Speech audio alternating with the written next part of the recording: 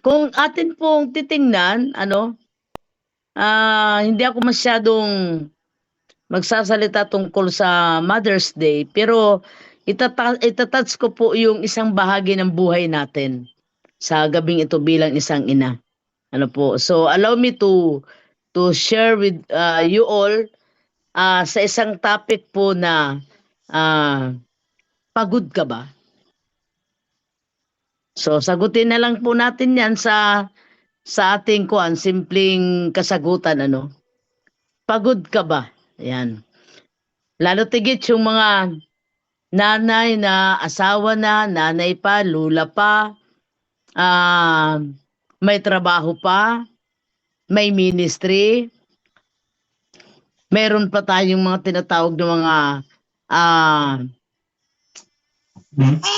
sidelines, naghahanap buhay, nagtatrabaho, breadwinner ng mga nanay, no? And maraming umaasa, at humihingi, pero sabi nga diyan, the very word is this: to become a mother or to become a wife or a lula and to become a woman is not easy. No, it is not easy. Hindi talaga po madali. So, may connection po doon ng aking ibabahagi ngayon sa inyo for the topic po na pagod ka ba? Tinagalog na lang natin. Pagod ka ba? So, pag sinabi pong nanay, talagang pagod talaga ang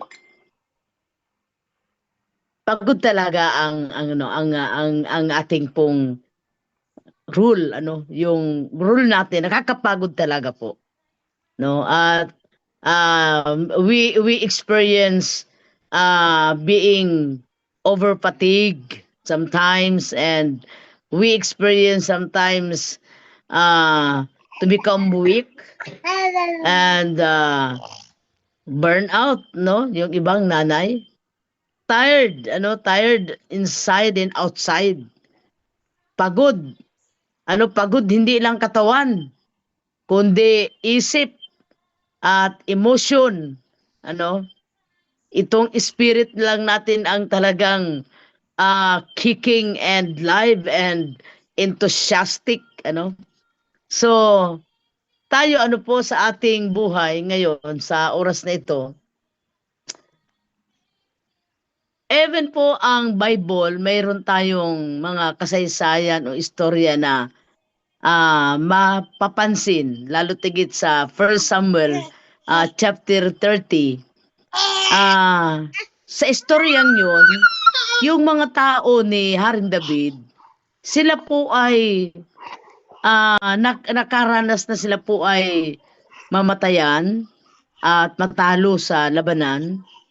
And because of that, sabi nga po dyan, sobrang pagod na pagod sila pero talo sila. Sobrang hirap na hirap sila pero sila ay natalo. And they cried out to God na sabi doon halos maubos yung kanilang lakas sa kanilang pag-iyak. Dahil sa kanilang karanasan. So, another one is Elijah. Ang mga binabanggit ko po, mga man of God, na napagod sila. Si Elijah, nung siya ay hinahabol at pinipersecute, inuupos siya po, ni Jezebel, he became tired. Napagod talaga siya. At doon siya nag-pray sa Panginoon, Lord, take my life. Kunin mo na ako, Lord. Pagod na ako. Kumbaga, napagod siya sa ministry of miracle. Napagod siya na after all those miracles, ito pa, meron mga oposisyon. So, nakaramdam siya ng sobrang pagod. At siya po ay doon sa kuweba. Pag sinabing kuweba, ayaw niyang tao, ayaw niyang makakita ng tao. No? Ayaw niya ng kausap, ayaw niya ng kasama. Doon siya alone with God. At doon siya ngayon nag-pour out ng kanyang kalagayan na siya'y pagod na pagod. Na halos siya po ay, ika nga doon ay nakakatulog sa sobrang pagod. Exhausted po talaga siya. Salamat na lamang na sa panahon ng siya'y pagod ay nagsugo ang Lord ng anghel at siya po'y pinagising. At baka siguro, sabi ng Lord, baka talagang ito'y hindi na gumising. And then, binigyan siya ng pagkain, At siya'y pinainom ng angel. At siya'y nanumbalik sa kanyang lakas. At siya'y sabi sa kanya ng anghel, marami ka pang lalakbayin, kaya bumangon ka dyan. So, kahit na ang Isaiah chapter 40, sabi doon, even young people become tired. They stumble, but those who trust the Lord will renew their strength. They will find new strength. So, kaya binanggit ng Panginoon yon kasi talagang tayo po, sabi diyan, kahit na nga kabataan ay napapagod. Tayo pa kaya ng mga nanay, ito po, usapang nanay ito ngayon. Sino sa inyo ngayon ang hindi pagod? Sino sa inyo ngayon ang okay lang dyan, All of us, we experience tiredness, Nakakapagod. Lalo tigit yung mga may pinag-aaral pa. Ako po tapos na yung mga anak ko. May engineer na po ako, nasa Dubai. And then, yung isa pang anak ko na sa banking and finance, andun din. Pagkatapos po, may 2 lalaki. Yung isa po ay pinakabunso, matanda na nung ako'y magkaanak sa kanya. Siya'y college ngayon. So, may estudyante pa rin akong isa. At the same time, may 2 apo na alaga. So, kung titingnan po natin in our life, minsan wala ka namang ginagawa, pero napapagod ka dahil marami kang iniisip.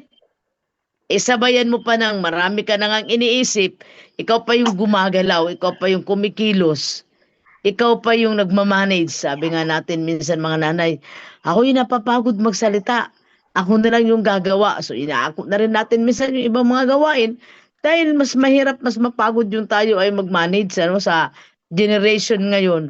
Marami ngayon ang generation na college na, high school na, walang alam na gagawin sa bahay, nasanay sa mga katulong. At pag tayo naman nag-alis ng katulong, tayo yung nagiging katulong. Nakakapagod talaga.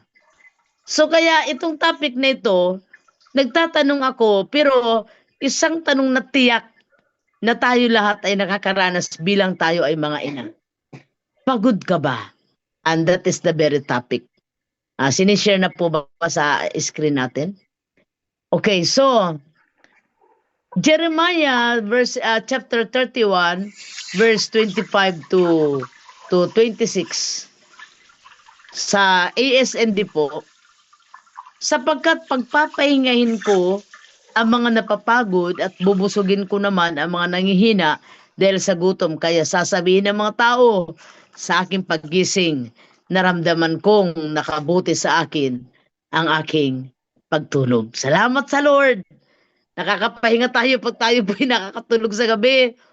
Nagigising tayo sa umaga na mayroong bagong lakas.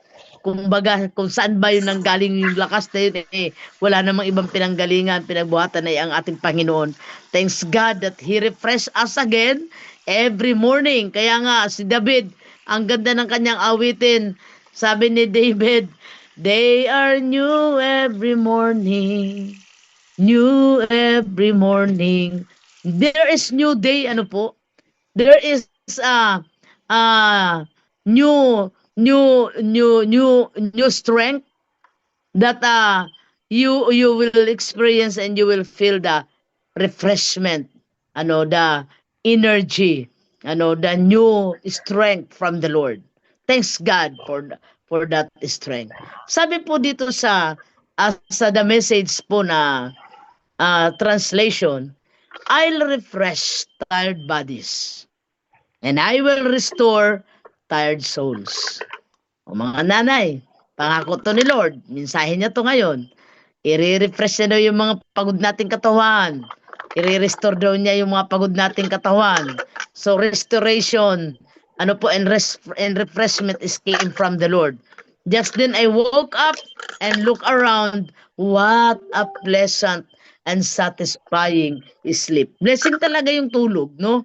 Marami dyan, mga nanay ngayon, lula, na mayroon nang tinatawag na yung di sila makatulog. Meron na silang ganong karanasan. Na hindi na sila makatulog. Yung tayo ay makatulog is a blessing, no? Is a blessing. So, because after that we have a good sleep, then we will experience the refreshment and then the restoration of the Lord. Salamat sa Panginoon.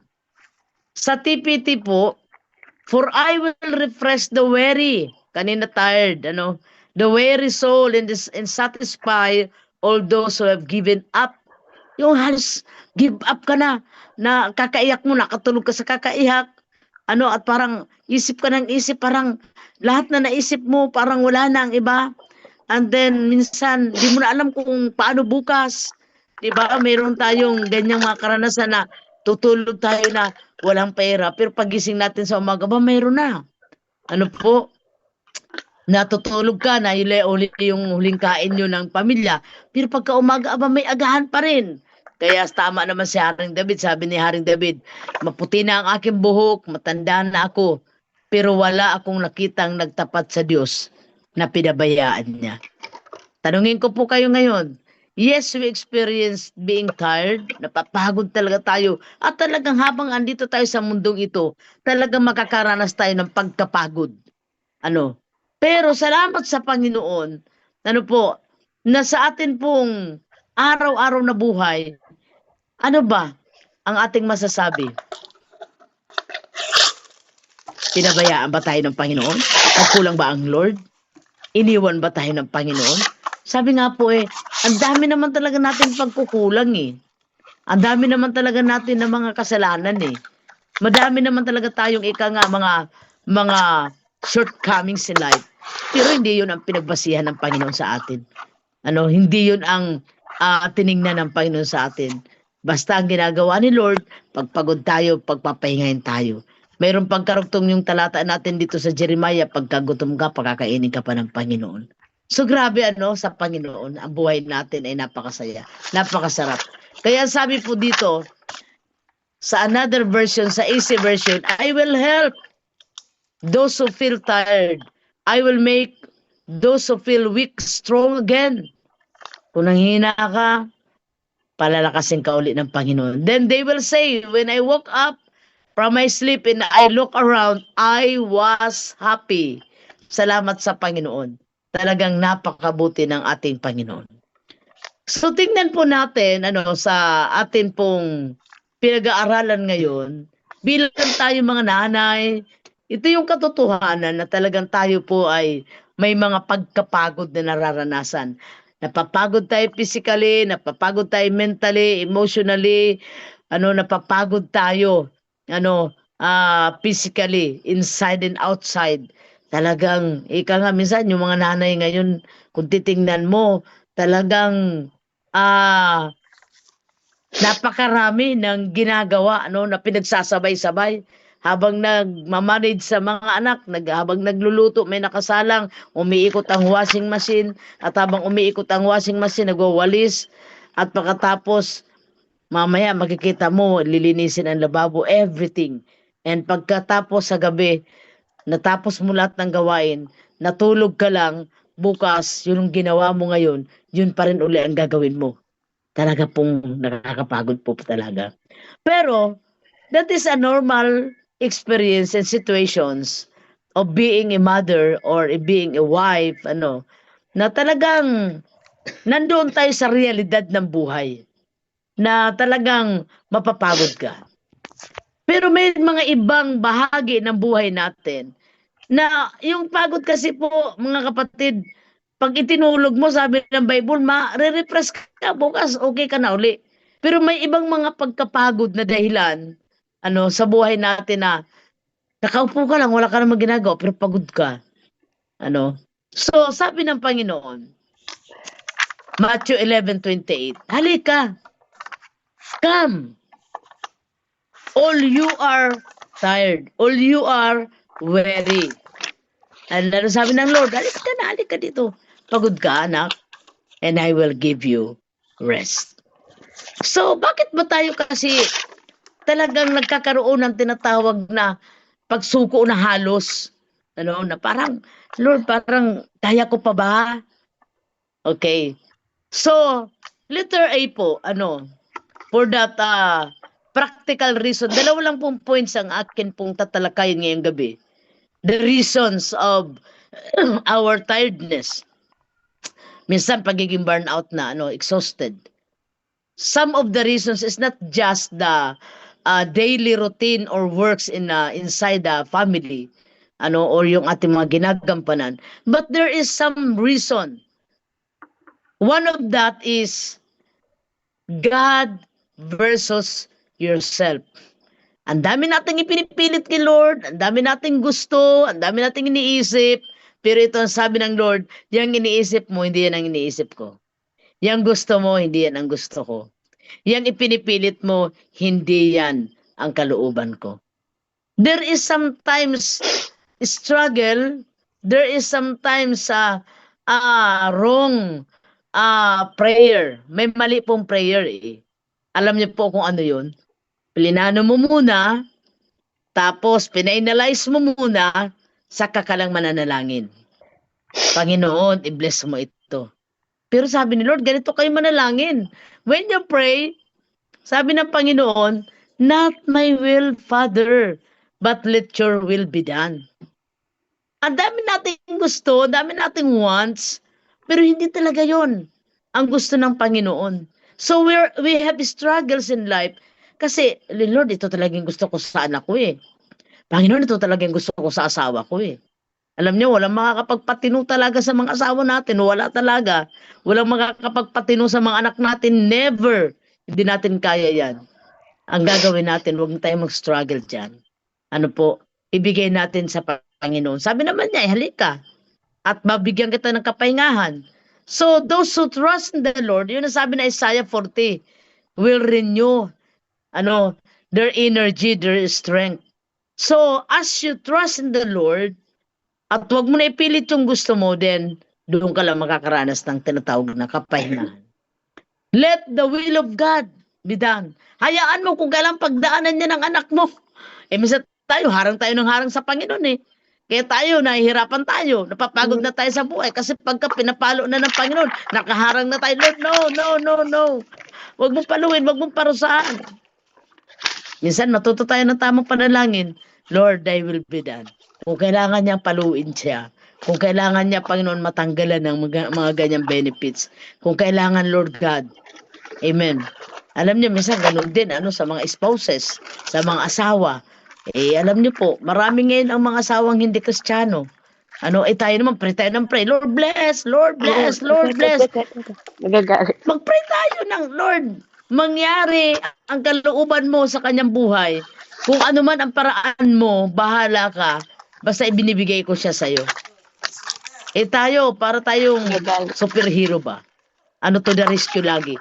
Pag alam natin na tinatats ng Panginoon ang mga asawa natin, nandiyan na kaagad tayo, iyak pa tayo, pray pa tayo, Lord bless, Lord bless. Can we pray? Panginoon, ayoko nang mag-struggle.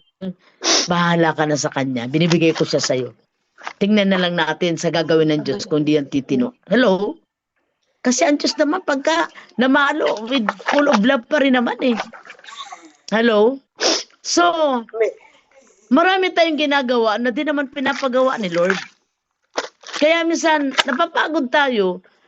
Ang dami-dami talaga nating ginagampanan sa buhay na hindi naman talaga yung lahat pinagagawa sa atin ng Panginoon. Ay yung pagiging ina, talagang automatic yun. Yung pagiging asawa, automatic yan. Given ang tawag, pagiging lula, given po yun. Pero marami pa na tayo ay dinadala, pinapasan na lahat na lang ay gusto mong gawin. Gusto mo sa prayer, gusto mo sa music, gusto mo sa maintenance, gusto mo sa follow-up, gusto mo sa decorations. Lahat, gusto mo na lang lahat. Hello. Alam niyo, minsan, being a part of the body of Christ, may kanya-kanya tayong gagampanan lamang ayon lamang sa nais ng Panginoon. Hindi lahat pinagagawa sa atin. Hindi lahat pinapupuntahan sa atin ng Diyos. Hindi lahat, ano po. So, kaya kung titignan po natin, marami tayong mga dead works. Nagawa mo, nagampanan mo, lahat sa'yo na, napagod ka, ikaw pa yung na-burnout, ikaw pa ngayon yung nagtaka na, Lord, ba't naman sa akin nilang lahat? Ikaw naman yung may gusto niyan eh. Sinabi ba ni Lord dyan? So, kung titingnan po natin, sabi dito sa 1 Samuel chapter 30, verse 4 and verse 6, lundag siya.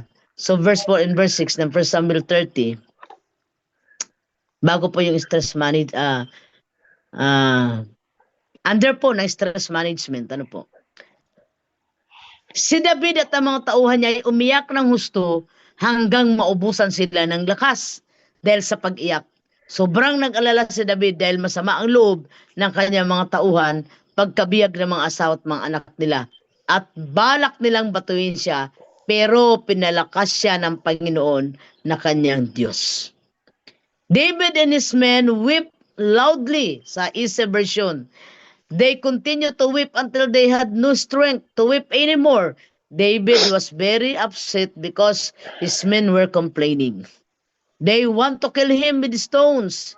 His men were very upset because they lost their sons and their daughters. But David trust in the Lord his God, and then God make him strong again. Okay, ang isa sa nakakapagod sa atin kasi ang dami natin plano sa buhay at gusto sa buhay na minsan hindi naman talaga yung gusto ng Lord na pinipilit lang natin sa Panginoon. Sa pag-aalala. And then second thing is because of the stress in our life. Mga nanay, aminin natin, lahat tayo, mayroon tayong stress. But we need to know how to manage stress. Hindi talaga po mawawala. Hindi mawawala po ang stress. Talaga pong meron. Kahit pinag-pray mo siya, nandyan pa rin po siya. Na minsan, yung stress nito, pag tinanong mo ang doktor, anong dahilan ng karamdaman mo? Because of stress. Maraming karamdaman na ang dahilan niya ay stress.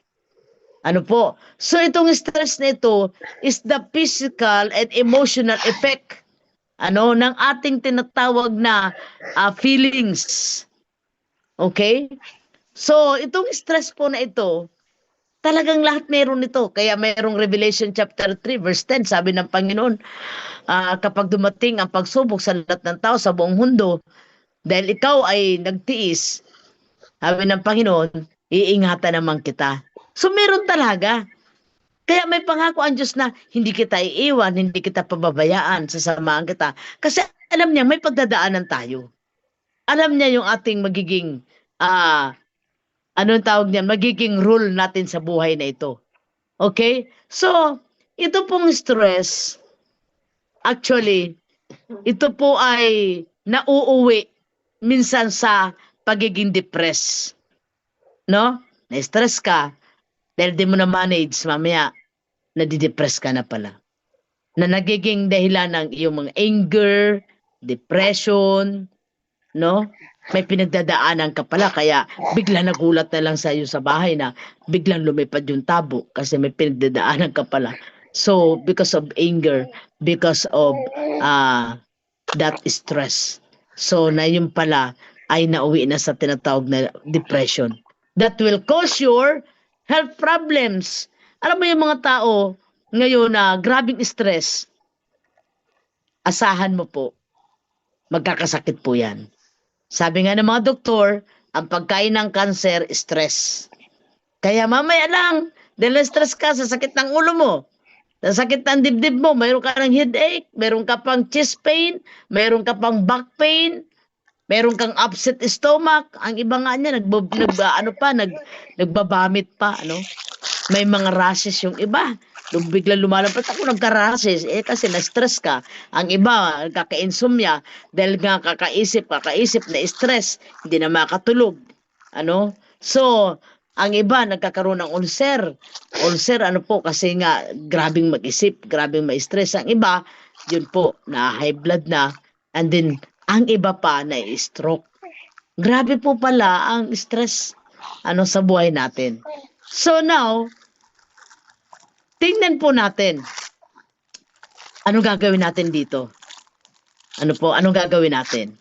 So, ang gawin po natin dito, sabi po dito, in this stress, we need to know how to manage.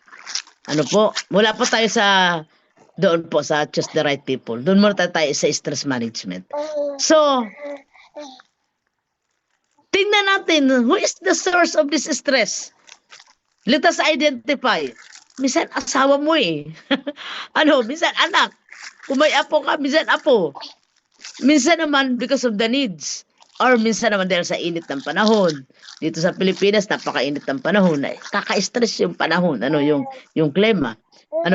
So as we identify, whatever it is, whatever the cause, we need to know, how to manage. Ibig sabihin, mahalaga paano ka nagre-react sa mga stressor mo sa buhay. Halimbawa, siya palang stressor. Nakita mo palang wala pang ginagawa. Nai-stress ka na. Okay? So, ang kailangan ma-change po how you react to the stressor, to the stress of your life. We need to become aware of our stressor. And your emotional and your physical reserves. Alam mo na pag nakita mo siya, na high blood ka. Alam mo na kapag nakakakita ka ng hugasan, na high blood ka. Yung palang stressor mo, hugasan. Yung palang stressor mo, apo mo. Yung stressor mo palang manugang mo. Ano ba talaga? Alin ang stressor mo? Now, as you identify, you need to become aware of your reaction. You need to determine the body. The response of your body. Biglang tumataas yung BP mo, alam mo naman, bakit magre-react ka kaagad? Delayed your reaction. So you need to control yourself. Kinakailangan na i-manage mo yung sarili mo. Recognize what you can change. Hindi mo talaga mababago sila eh. Sabi ko kanina po eh. Actually, si Lord talaga ang makakabago sa kanila. Kaya ikaw na lang magbago. Hello? Alam niyo po, minsan may mga ganyan. Pag nag-post sa Facebook, pagka walang nag-like, na-stress. May ganun simple lang. Pero ako naman ginagawa ko, yung mga taong ganun, pag sila yung nagpo-post, gusto i-like sila. Pagka ikaw hindi. Ako naman ginagawa ko, all of their inaano ko sila, nagre-response ako ng maganda. Iningitian ko sila, binabati ko sila, binibless ko sila. Yung mga nakikita ko na nagkukos ng stress sa akin, na-change po sila because of that. So, nakita ko sa aking sarili that I need to change. I need to change. You cannot change your stressor eh.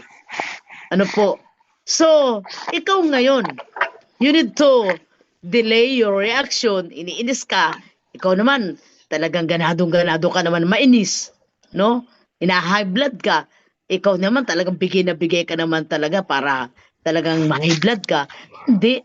As you identify the stressor, the cause of your stress, you need to delay your reaction. You need to change. You are the one that will change. Mga nanay, tayong magbago. Na-stress ka sa salita, di huwag ka magsalita. Hello, na-stress ka kakahugas, huwag ka maghugas. Na-stress ka, laba ka ng laba, minsan huwag kang maglaba. Na-stress ka, luto ko ang luto. Minsan hayaan mo sila, yung mga nandiyan luto, hayaan mong initin lang nila. And then ikaw masaya ka lang. And then relax. Choice mo yan eh. So, reduce the intensity of your emotion, your reaction to stress. I-reduce mo yung intensity na, halimbawa, yung reaction mo is 100, pwede mo gawing 80. Yung volume ng boses mo 100, pwede mo gawing 50. Or kaya mag-day off ka ng kakasalita. mag mamahinga ka. Magtataka sila, "Uy, si nanay, hindi galit ngayon, hindi nagsasalita, hindi umiimik. Hala, maghugas tayo, maglaba, maglinis tayo." Kasi hindi siya umiimik, 'di ba? Minsan, we need to change, no? So, because there is danger to become very stressed. Ano po, so, alam niyo mga nanay, ang isang babaguhin natin yung pagiging exaggerated. Grabe kung maka-react, no? Grabe mag-react. At minsan tayo, hindi lang tayo grabe mag-react, grabe pa tayo sa hysterical, ano. So, minsan, isa lang yung kasalanan, tayo nare-review natin yung napakarami pang kasalanan at kamalian. Doon lang tayo. What is the problem and what is the topic? Doon lang tayo, no? So, overreaction minsan tayo. Exaggerated masyado. No? So, control, ano po. So, learn to moderate your physical reaction. Alam mo naman na ikaw ay sabi nga dyan na nasakit na nga ang likod mo, nasakit na nga ang dibdib mo, ang ulo mo. Tapos salita ka pa ng salita, galit ka pa, trabaho ka pa ng trabaho. Choice mo naman yan. Na pinapatay mo na halos yung sarili mo, ayaw mo nang papagpahingi, tas galit ka. Hello? So, why not maupo ka? Why not mag-relax ka? Makinig ka ng music, ng Christian song. Mag-karaoke ka kaya, Christian karaoke, no? O di kaya, kunin mo yung Bible mo, magbasa ka, mag-spend time ka muna sa Panginoon. Unahin mo kaya, ano yung presence ng Lord. Then, atmosphere will change. Build your physical reserves, ano? Anong ibig sabihin? Avoid additional stress. Stress ka na nga sa labahan, pupunta ka pa sa lababo para makita ang hugasan. Stress ka na sa labahan, stress ka pa sa hugasan, pupunta ka pa sa kusina para makita mo yung mga kalat. So, lahat na inako mo yung stress. Hello? Tanda po natin, we need to change. Ano po? So, mag-exercise tayo minsan. Alam nyo, ang daming benefits ng exercise. Mag-walking tayo, pwedeng mag-jogging ang iba, mag-exercise yung iba, para sa ganon, na-unless po yung ating stress. Naiiba ang environment, nakakapag-inhale tayo, exhale po tayo, So, take a break. Pwede ka mag-power nap, hindi masama, hindi kasalanan po na magpahinga. Minsan tayo, kasalanan na rin natin, magrereklamo tayo bago tayo matulog. Pagod na pagod ako, kayo talaga, wala na kayong bang ginawa. Ganito.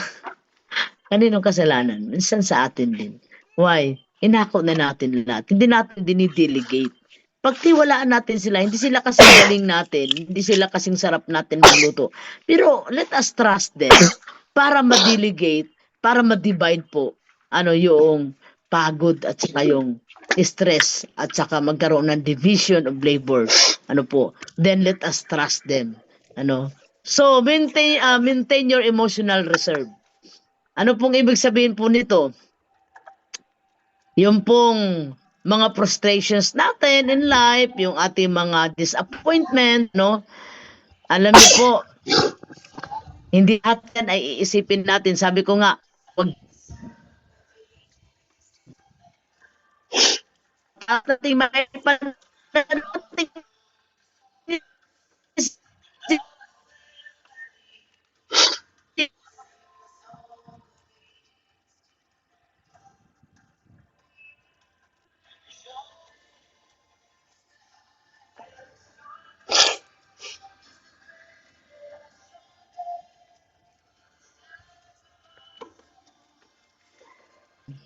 Sabi niya, Lord, kung kailan mahirap na yung daan, bakit isang paa na lang nakikita ko ng balakad? Akala niya iniwan na siya ni Lord. Pero yung paang yun, si Lord na pala. Pagkatapos ngayon, siya pala ay kalong-kalong na ng Panginoon. Gustong-gusto ni Lord. Ang tayo po ay nagtitiwala sa Kanya at umaasa tayo sa Kanya. Tayo po mga nanay, huwag tayo puro dibdiban tayo sa trabaho, dibdiban tayo sa mga stress, sa mga problema, sa mga needs, lalo tigit ito, parang ang ikli ng bakasyon, kakatapos lang ng bakasyon, para bang iniisip na uli ng mga nanay, enrollment na naman, pasukan na naman, gastusan na naman. Alam niyo po, bigay lang natin yan kay Lord. No, ibigay lang natin sa Lord. Wag masyadong dibdibin. May tuhod tayo. Luhurin din natin at ipagkatiwala natin sa Panginoon. No? Okay. Another thing, another practical reasons ng ating mga kapaguran. Hindi lang yung we struggle, ourself versus God, and then hindi lang yung stress. Another thing is choose the right people. Okay. Anong ibig sabihin ng choose the right people?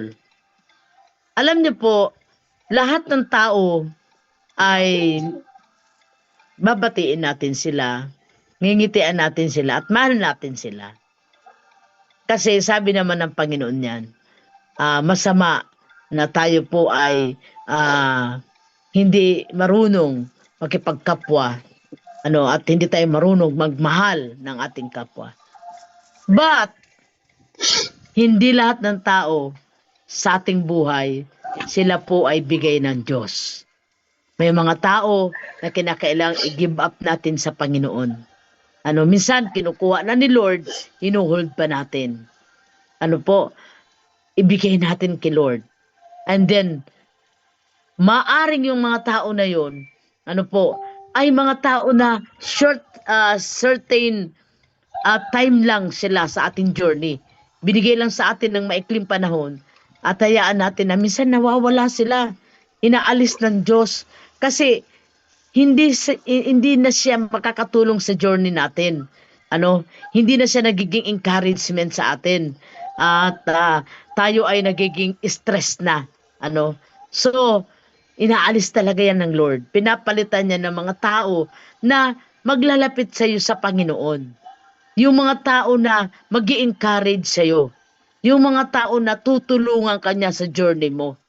Yung mga tao na kahit nakita niya ang iyong kahinaan, nandiyan pa rin nakatayo sa iyo. Yung mga tao na hindi ka gagamitin lang kapag may kailangan ka. Ito yung mga taong sila pa yung kasagutan sa mga pangailangan mo. So piliin natin yung mga gusto mong tao na nahihirapan ka na at grabe na yung pain and stress mo sa buhay, ayaw mo pa rin bitawan, o bibitawan mo yun, ibibigay mo sa Diyos, tatanggapin mo yung binibigay sa iyo ng Lord ng mga tao na tamang tao sa iyong journey. So kaya sabi dito, mayroon ako mga practical tips na makakatulong in even sa ating spiritual. Sabi po dito, iwasan ang mga taong they act like a victim. Iwasan na, hindi awayin. Iwasan ang mga taong they act like victim sa mga issue na sa kanila naman nagsimula. Meron ba kayong taong ganon? Siya yung gumawa ng issue. Pero parang feeling victim siya. Iwasan ang mga taong they act like victim sa mga issue na sa kanila naman nagsimula, and prioritize people with the same frequency. May mga taong binigay sa atin ng Panginoon na kasing tulad ng puso natin, tulad ng ating isipan, pareho ang ating damdamin, pareho ang ating gusto, magkasundo tayo sa spirituality, magkasundo tayo sa ating mga hinaing sa buhay. Nagkakaunawaan. So, sabi dito, iwasan natin, yung mga taong they act like victim na sila naman ang may gawa. Iwasan ang mga tao na kahit gaano mo tulungan, kayang-kaya kang baliwalain kapag sinumpong. Ayan. Sabi nga po dyan, tulong ka ng tulong, pero wala ka man ang marinig na pasasalamat. Pag sinumpong yan, anong nangyayari? Lahat ng tulong mo baliwala. Sabi po dyan, iwasan, hindi awayin. Iwasan ang mga taong mali ang natatandaan sa iyo. Mga taong mas tanda pa nila ang isang mali kumpara sa maraming tama. Para bang ang ginawa mo ay 10, mayroon ka lang isa na pagkakamali o kakulangan, mas natandaan niya yung isang mali mo kaysa sa 10 mo na nagawan tama. Kaya tama kanina si Beverly na sabi niya, tama tayo sa Panginoon. 10 ang pinagaling, isa lang yung nagpasalamat. Gusto ni Lord John na tayo nagpapasalamat. Tayo ganoon din tayo. Di ba? Kay Lord ang papuri at ang ginawa naman natin ay para kay Lord. Kahit hindi tayo gantihan at pasalamatan, okay lang. Pero sa totoo, natutuwa tayo. Pag may mga tao na marunong na tumanaw ng utang na loob. Pero may mga tao na dapat natin iwasan na ang natatandaan lang sa atin yung ating mali na nasalita at hindi nila natandaan yung mga tama na nagawa natin sa kanila. Iwasan ang mga taong hindi kayang maniwala sa iyo. Ano po yun? Nag-share ka ng panaginip, nag-share ka ng vision, nag-share ka ng pangarap mo, nag-share ka ng desire mo sa buhay. Pero, sasabihin nila, ay hindi ako naniniwalang uunlad ka. Hindi ako naniniwalang okay ang buhay mo. Alam niyo po, stressful talaga pag may mga tao kang kasama sa buhay na ang ganda na ng revelation ng Lord. Pag nakausap mo, sasabihin niya, naku, wag ka masyado dyan na mag-rely. Ito na lang yung gawin mo. Lagi nakakontra.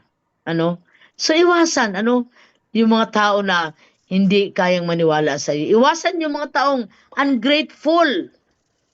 People who take for granted. Kung ano lang yung makukuha sa iyo at gagamitin ka lang. Pag wala na makuha sa iyo at hindi ka na niya mapakinabangan, they are so ungrateful.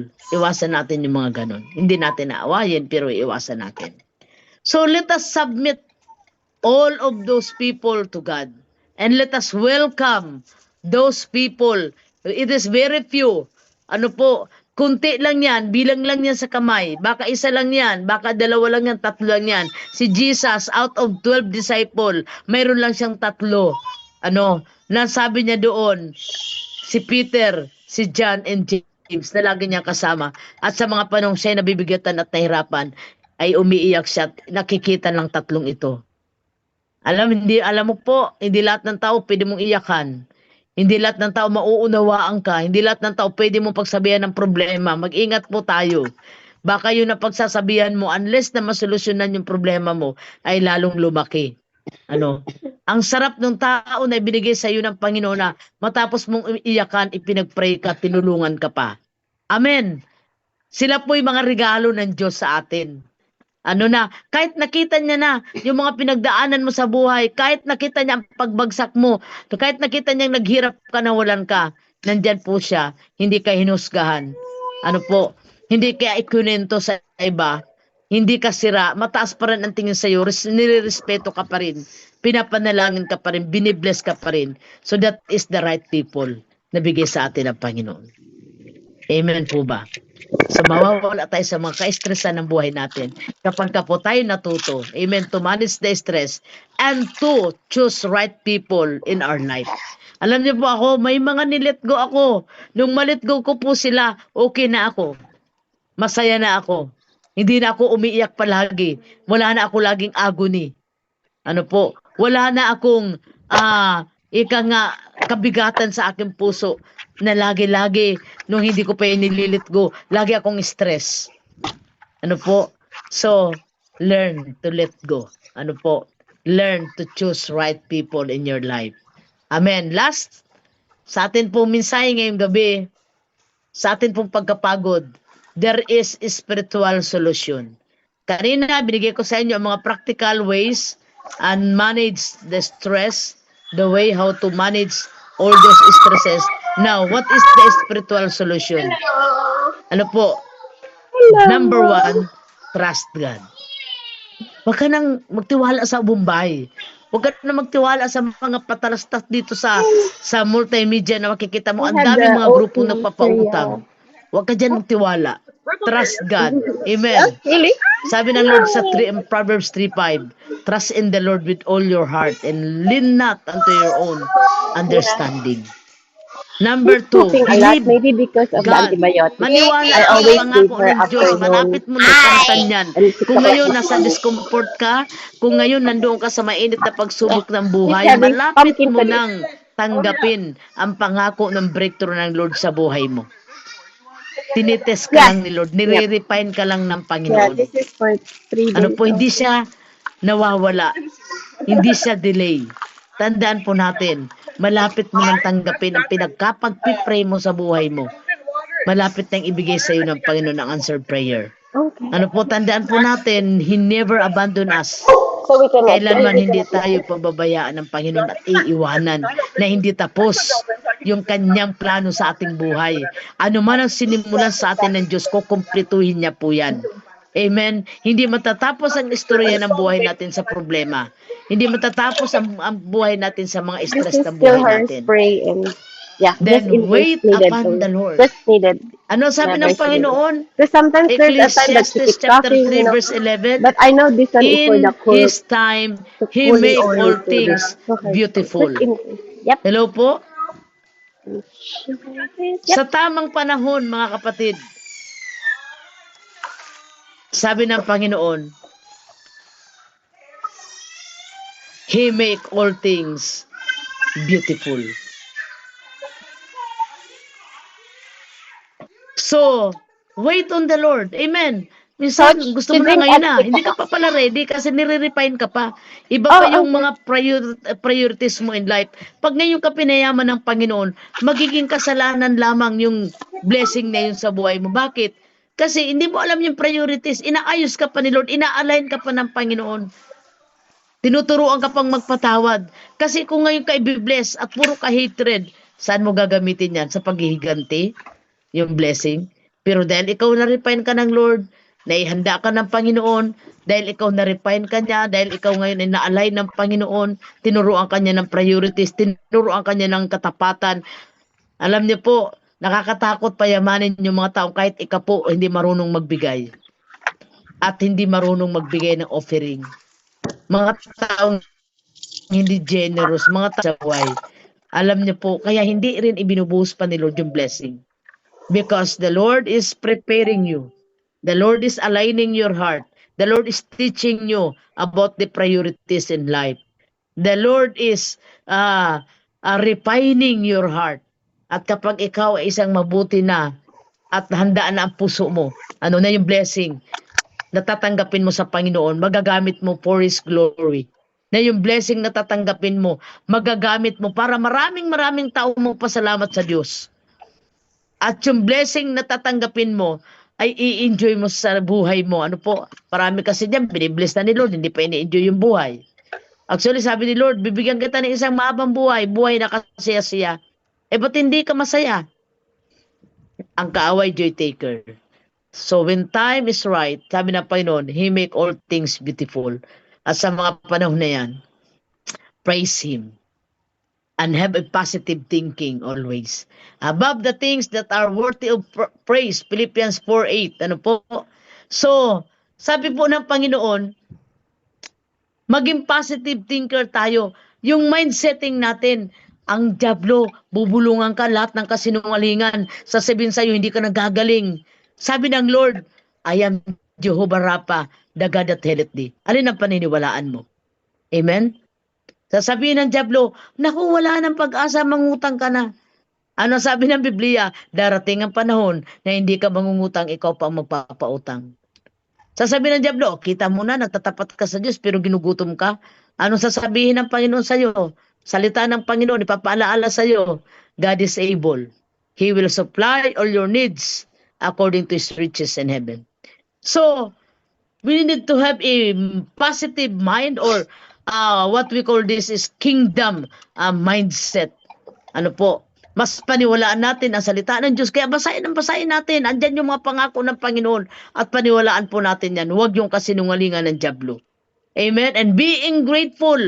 Ano po? Magpaunahan tayo magpasalamat. Because God is really good. God is faithful. Amen? Kailanman ang Diyos hindi nagkulang. Kailanman ang Diyos hindi nagpabaya. Amen po ba? So, be grateful to God. Huwag po tayong hingi ng hingi, kulang ng pasasalamat. Unahin natin ang pasalamatan ng Panginoon. At ang sabi pa ng Diyos ganito, hindi mo pa hinihingi dahil pinasalamatan mo na, ibibigay yan ng Diyos. Philippians 4:8. Amen? So, maging grateful tayo. Marami taong hindi grateful. Nabigyan mo na, nasubuan mo na, pati ang abraso mo ay nginat-ngat pa. Hindi pa marunong magpasalamat. Ano? Anong ibig sabihin? Grabe na yung kabibigay mo, kabibless mo, ni hindi man lang marunong magpasalamat. Si Lord gusto niya po, nagpapasalamat tayo. Amen? Yung gratefulness spirit.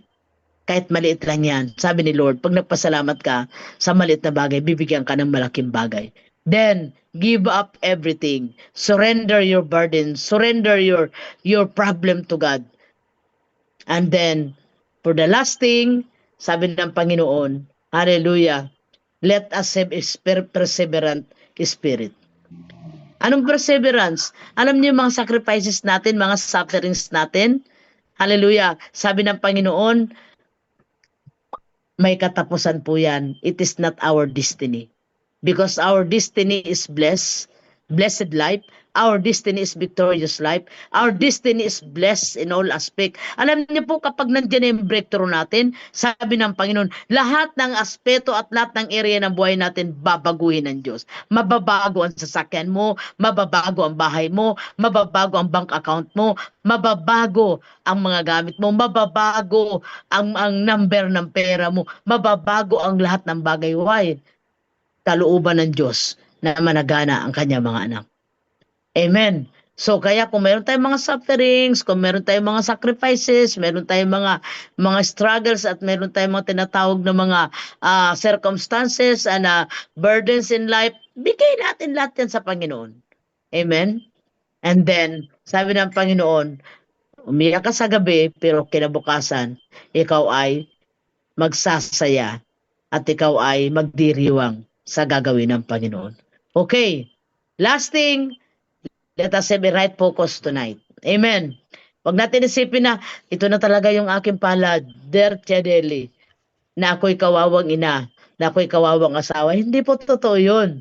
Amen po ba? Sabi ng Panginoon, we are very close now to our breakthrough. We are very close now to our greater things, the best things that is from the hands of God. We are very close now to the answered prayer. We are very close now to the promise of God in our life na mababago na ni Lord yung mga asawa nyo, mababago na ni Lord yung mga anak nyo, na mababago na ng Panginoon ang pamilya nyo, na mababago ng Panginoon ang inyong mga work, ang inyong mga amo, ang inyong mga pag-uugali ng mga tao sa kapaligiran nyo. Everything will change at lahat ay magiging pabor sa iyo at lahat ay magiging ayon lamang sa ikabubuti mo at ikasasaya ng buhay mo. Amen? So, sabi ng Panginoon dito sa last verse natin sa Ecclesiastes chapter 3, ano po? Sabi ng Panginoon, God has chosen a good time for all things to happen. Mayroon siyang itinakdang panahon na lahat ng negatibo sa buhay natin gagawin niyang positive at lahat ng pangit sa buhay natin gagawin niyang maganda. Lahat ng mahirap sa buhay natin ay pagagaanin ng Panginoon. Kaya sabi ng Lord, bahala siya. Amen. Magtiwala lang tayo. There is a season for everything. Mayroong tagsibol, mayroong tag-init, mayroong taglagas, mayroong taglamig. Pero sa Panginoon, kapag katakdang panahon na ng Diyos, when the time is right, ano po, sabi ng Panginoon, He make all things beautiful in His time. Iingatan tayo ng Lord. Psalms 34:15 verses 19 to 20, iniingatan ng Panginoon ang mga matuwid at pinakikinggan niya ang kanilang mga karaingan. Marami ang paghihirap ng mga matuwid, ngunit ililigtas sila ng Panginoon sa lahat ng ito. Pagdadaanan lang po, hindi destiny. Amen? Iingatan tayo. Sabi ni Lord na kahit na isang buto nila ay hindi mababali. Righteous people will never fail. People will always remember them. So praise God, salamat sa Panginoon. Sabi niya, dito sa atin pong conclusion, tiwala lang sa Panginoon. Amen? Magpahinga tayo sa pamamagitan ng pagtitiwala natin sa Panginoon. At matuto tayong magtiwala na bahala ang Panginoon. Amen. And then manage your stress in life. Change yourself in a way to manage the stress in your life. Do not be exaggerated. Amen. And then yung reaction po baguhin. Amen. And then yung mga pagkapagod natin sa buhay, may kapahingahan po na nakalaan para sa ating Panginoon. Pagpalain po tayong lahat, mga nanay ng ating Panginoon, at tandaan po natin, may Diyos tayo na hindi natutulog at laging may mabuting nakalaan para sa atin. Sabi ng Panginoon, sa bundok ni Yahweh ay may nakalaan. Lapit lang tayo ng lapit kay Lord. Tiwala ng tiwala. Amen. Tawag ng tawag. Sabi nga po, ang panalangin po ay pagkatok. Amen. So kumatok ng kumatok hanggang tayo pagbuksan ng Panginoon. Amen? So lahat ng sitwasyon ng buhay natin mga nanay, ano po, napapagod man tayo, may kapahingahan pong nakalaan sa Panginoon. Amen? Hindi lamang kapahingahan, kundi mayroon po siya nakahanda na. Ano po, na greater things, that is the big things, that is the breakthrough, that is the answered prayer. Ano po, allotted to every one of us. Amen? And you are closer for that, malapit mo nang tanggapin yan. So sabi nga po dyan, huwag dibdibin yung mga problema, yung mga kapaguran, ipahinga natin sa presensya ng Panginoon. Lumuhod lang tayo at magtiwala kay Lord, bahala siya. Amen. So kung ang topic natin, pagod ka ba, ang conclusion natin, bahala siya. Amen. May Diyos tayo at lahat ay kaya niya. Amen. Walang imposible sa Kanya. Pagpalain tayong lahat ng Panginoon, and I pray to every one of you right now. Hallelujah. Lord God, sa oras na ito, Lord, salamat Panginoon. Buhay ang iyo po mga salita, ang mga nanay na nandito ngayon. Ano man po, Lord God, ang kanilang kalagayan. Panginoon, ano man ang kanilang pinagdadaanan, ano man ang mga desire ng kanilang puso, ano man ang kanilang po mga pangailangan, Panginoon. Ano man, Lord God, ang kanilang laban. Lord God, hallelujah. May Diyos naman kami na nandyan palagi para sa amin. Na hindi kailanman kami pababayaan. Lord, I speak rest. I speak, oh God, release of every burdens. Lord God, I speak, oh God, faith to be increased to everyone. Panginoon, na sa mga pinanalangin nila sa iyo at mga hiningin nila sa iyo, nakinig ka, Lord, at tiyak ang kasagutan mo, Panginoon. Bring change, oh God, to their family, to their spouses, Lord God. Regenerate their heart, Lord. To their children, oh God, bring transformation. Lord God, supply all their needs according to your riches in heaven. Lord God, give them rest, oh God.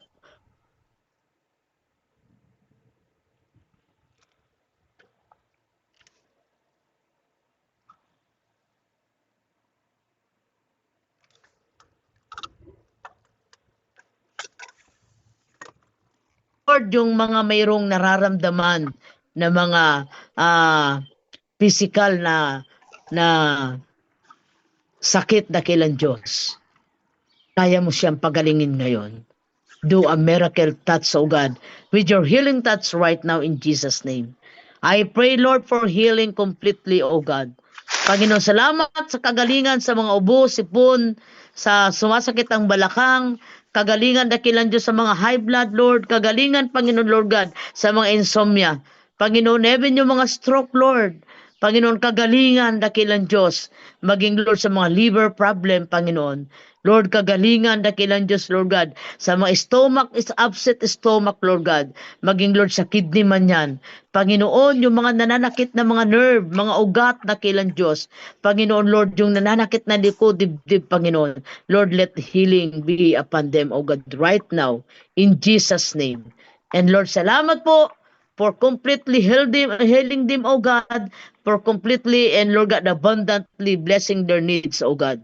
Panginoon, relationship, oh God, will be okay.